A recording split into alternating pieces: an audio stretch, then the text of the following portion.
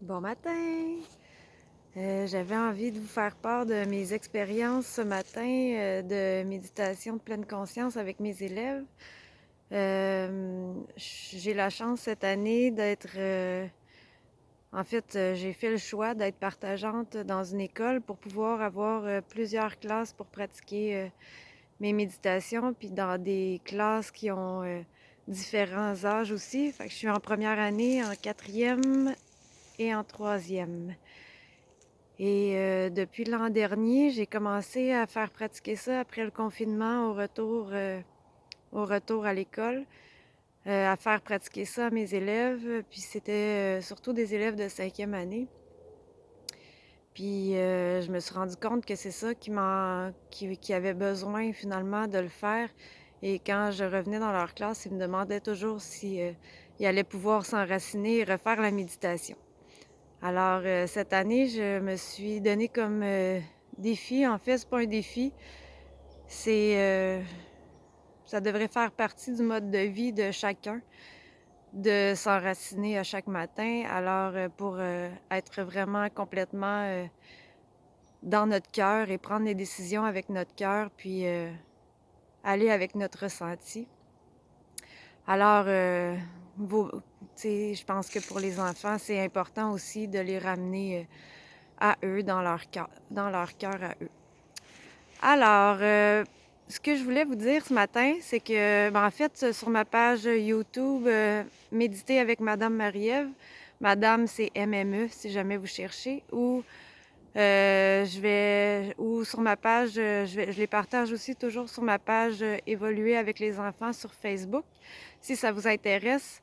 Je vais faire plusieurs méditations, puis là, en les pratiquant avec les élèves de différents âges, je vais en mettre aussi selon les âges qu'ils auront, parce que je pense qu'il faut les adapter quand même.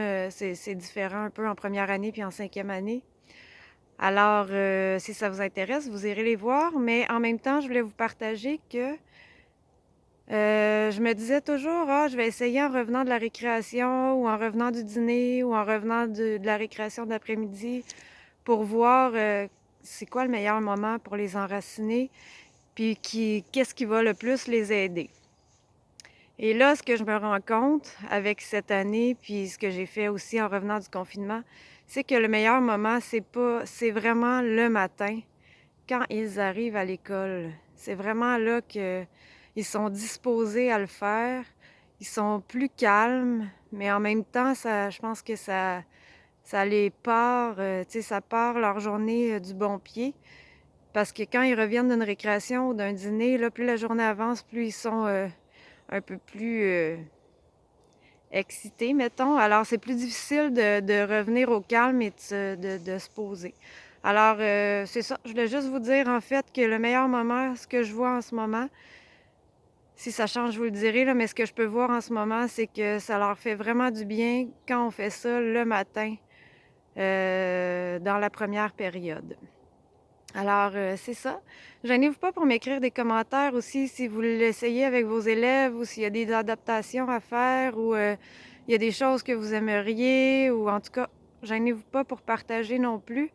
Je pense que plus on va être de gens à revenir dans notre cœur puis à s'enraciner, plus la terre va bien se porter. Alors, c'est ça, je vous souhaite une super belle journée. Il fait vraiment beau et prenez le temps d'aller respirer dehors et de vous enraciner vous-même. Ça va être encore plus constructif pour les enfants parce qu'ils ressentent quand on le fait nous-mêmes avant de le faire avec eux. Alors, c'est ça. Je vous souhaite une très belle journée.